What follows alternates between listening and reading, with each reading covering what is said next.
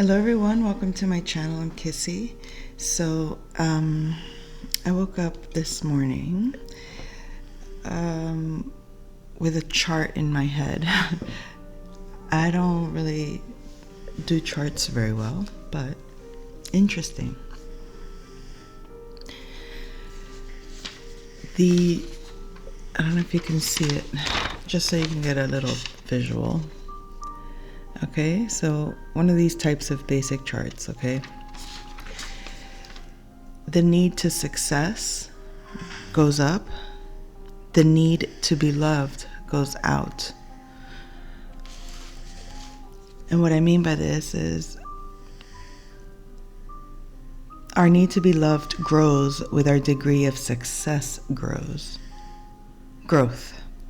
And at least maybe psychologically or societal wise, the belief or the if this then that equals, you know what I mean? Like, well, if I'm very successful, that would mean I'm going to be more loved.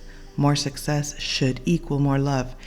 That is a unconscious or subconscious belief that I see in a lot of people that are driven to success. I feel like we're born with a drive to succeed, or at least it's imposed upon us to have a drive to succeed, but we have an internal drive to be loved, right? If we think that society says success is, in other words, economic success, material success, worldly success is going to equal more love, more emotional fulfillment, more satisfaction, that's a falsity. Because our need to be loved actually is supposed to decrease. It's supposed to be, as we go up in success, our need to be loved goes down. But people look at downward. Is the music too loud in the background? Hold on.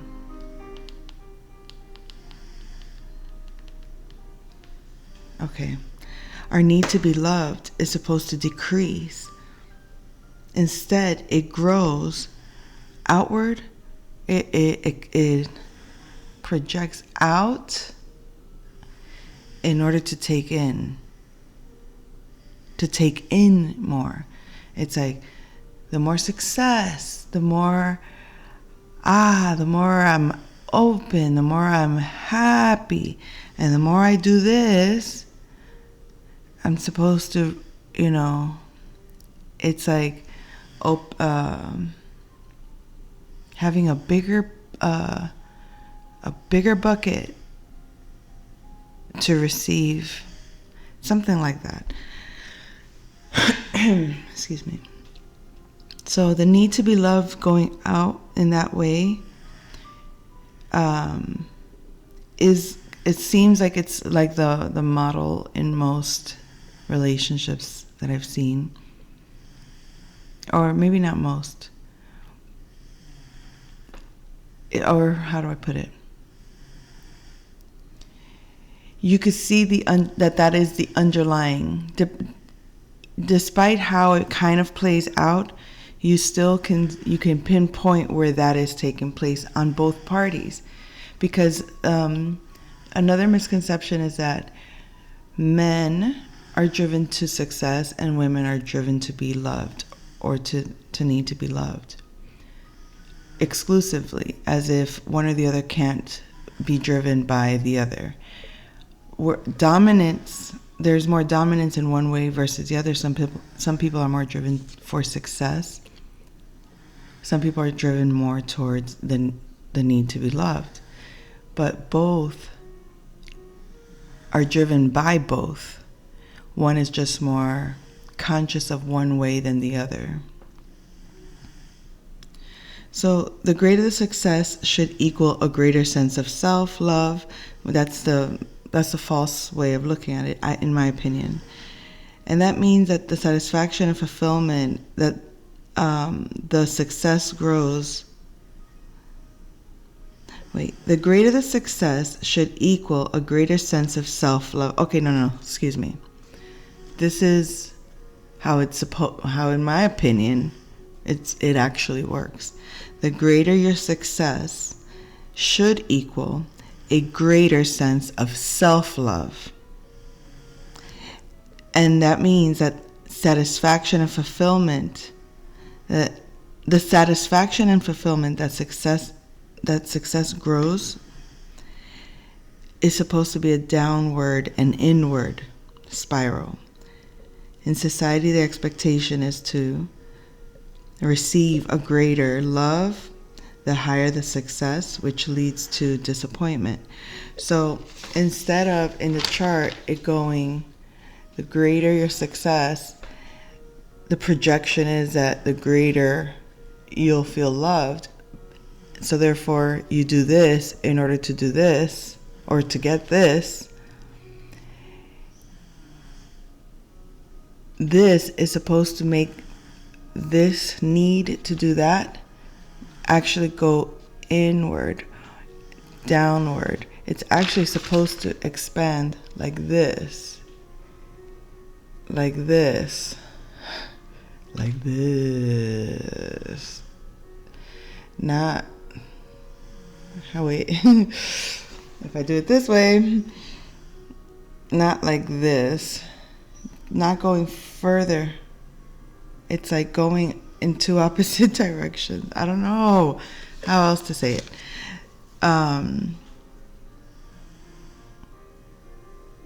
That could just be an unconscious thing. That could be a imprinted program, learned behavior, societal expectation, something like that, right? Now maybe let's see, looking at it the opposite way. If somebody is driven, that the more, because I think if it was a person that was driven by their need to be loved, and they think, well, the more love I give, the more success I'll have amongst the people I give the love to, the more recognition I'll get for that love. But even if you do it like that, you'll see that whatever success you get doesn't feel fulfilling because it takes you away from your center, from your beginning, from where you started.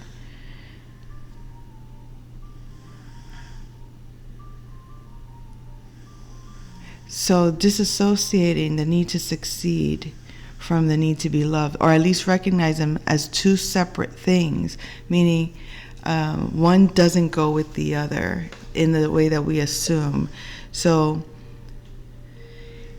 another way of looking at it, if somebody is driven to succeed and they think, let's say you start here and you feel like, I love myself so much that I want to succeed and do something in this world because I'm so satisfied with myself. If you start from that premise, I love myself so much, I'm so content with who I am, I don't really need the external validation of being loved. I know I love myself. I know I'm loved by God. I know I'm loved even if I don't see evidence of it around me. Or even if the people around me are limited in providing it. Or even if it's understood, not spoken. Whatever the justification for not feeling a sense of I don't need to put my love out, give love to others because I'm good with myself. You can start from there and succeed, and you go up, up, up. And then what happens? Isn't that when they say it's lonely at the top? It's like you end up here, but there's nobody down here to celebrate it with, or there's no one here that can witness or that can attest to.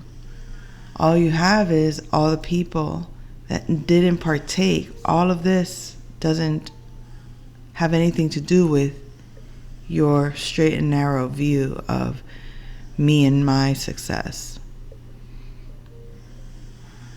And eventually, yeah, you could just stay there at the top. But it's just you there without your, I don't want to say without your sense of self, but it's like you'll be, your emotional capacity would not be, there won't be a downward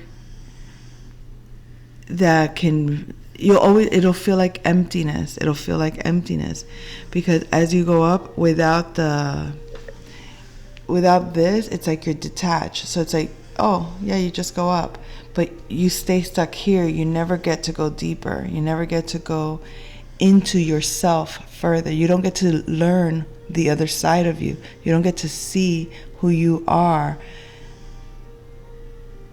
within. And sometimes that projecting up, sometimes there's a point of, you could fall for whatever the reasons are. And when you end back at yourself, there's no one there that can help you come up again. You can help yourself, but if you've gone through a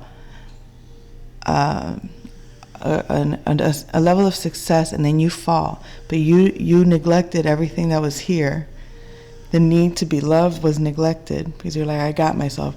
But now you can't get yourself, for example, because that drop puts you in a need to be cared for, puts you in a need to be loved, puts you in a position where you feel like, now I can't do it again on my own because there's a limitation now, or there's something that I lost in this process of myself.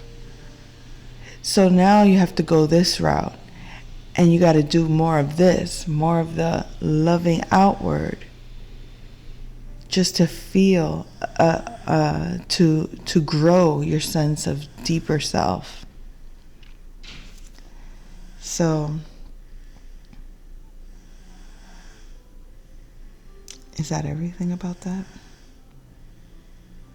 So that was just my interpretation of our drives to succeed and our drive to be loved. How they do, because we have both drives, but how we act out of them, or how we move based on what we believe it means to succeed versus what we believe we need from others in terms of love. If you don't feel you need to be loved, and then you come to a place where now you have to be loved, and you realize in the process so this brings me to Puss in Boots. I never really watched Puss in Boots, but I did watch a glimpse of it yesterday. And there's a new one. I think it's called The Last Dream? No, The Last Wish, which was so, because you know how cats have 9 lives. So he's, the hero, and he's validated on how heroic he is, so his success. But in this new movie, he's basically he's visited by this, I don't want to tell too much, but he gets to the point where he realizes, okay, I'm up to my 8th life here. And then he's told, you're on your 9th life. This is your last life. Now,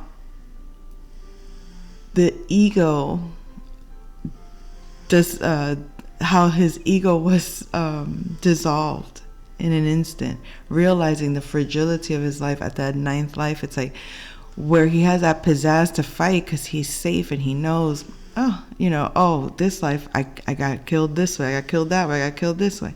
Now he's at that last one. It's like you can't risk it.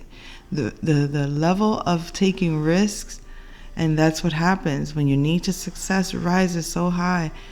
There comes a point where you don't have it in you. The risk is too big. The loss would be too great that you have to kind of slow down. Or you have to take a step back. Or you have to reassess your need for success and your need to be loved. So in Puss in Boots, he retires his uniform, he buries it. And the funniest thing was when he does his little he does like a funeral for his old self. And he's like, he was a wonderful cat. Whatever else he was saying, he was giving himself accolades. Well, there's nothing else to say. All right. And he walks away. And he comes back. But, he was. And it's like, you can't just let go of all your greatness. You can't let go of all your success. You can't like the memory of how great you were, letting it go, letting go of, how they have like, the football player, the high school football player is like the highlight of his life. It's like when he was at his most, and they say, oh, you peaked at high school. Because like the Al Bundys of the world, that they peaked at high school, and then they're just living their average Joe Schmo life and feel like the best of their life is in the past, that they can never recreate, that this is it. Oh God, like this. And it's like that image is old, dead, and gone. Like you always have an opportunity to see a new light. You always have the opportunity to reinvent yourself. It's not so much to do more, get more, is remove those parts of yourself that are not anymore serving you. It's like, yeah, thinking this way isn't me anymore. Feeling this way isn't me anymore. Doing these things isn't me anymore. Acting this way isn't me anymore. Behaving this way doesn't feel like me anymore. And you just undo those things. And it's like, well, if this isn't me, then who is me? If I don't think this way, how do I think? If I don't believe this way, how do I believe? If I don't feel this way anymore, how do I feel? Put a label to it, like give it a real direction, and then be like, yes, I don't feel this way. I actually feel like this. And every day or every moment, that old version creeps up and says, oh, I feel this again. And it's like, no, I don't have to feel this again. Stop. Yes, it shows up to show us something. It's not you brush it under the carpet or none of that. It's you accept, oh, I see this pattern, I no longer want it. But you don't just block it. You have to understand, well, why is it there? Oh, this is where it came from. This is how it feels. Okay, I don't want to feel that way anymore. How do I rather feel? Oh, I'd rather feel like this. Well, what needs to change for this? Well, I can no longer, if I don't want to feel this anymore, I can't do these things. If I don't want to feel this way anymore, I can no longer think this way or believe this or act this. There's all those levels. But some people just ignore how they feel, ignore how they think, avoid what they want, avoid what they need, all those things. Like people actually put limits on themselves, or limits are put on them and they just accept them, and it's like, sure, no problem. And that's not normal. So it's important to have people around you that remind you, why do you think you can't? Or why do you feel bad? Why do you believe that? It's false, it's false, it's false, it's false. And anything that limits you is false. Anything that makes you small in the value of who you are in life. So it's so easy to see when you're not encased by self-doubt and all of those things. It's easy to see that. But then I have to ask myself, I was like, well, damn, how many people actually, when I was in a negative, when I thought a negative thought, when I felt a negative feeling, when I believed a negative belief, when I did a negative thing, how many people reminded me to think a positive thought? And I don't mean like it just, just be positive, don't worry about it. No, I don't mean that. I mean, really, why do you see yourself that way? Why do you believe you can't do this? Well, who said you can't do this? Look, you got this, you have that, you can do this, you can do that. Like, where were they? I didn't have many of those people. I had people say, "Oh, don't feel bad, don't worry, you'll figure it out. You'll figure it out." And it's true, I did figure it out.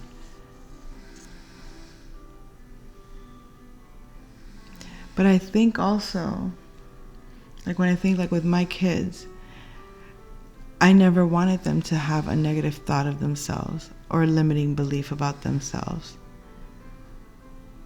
in any way.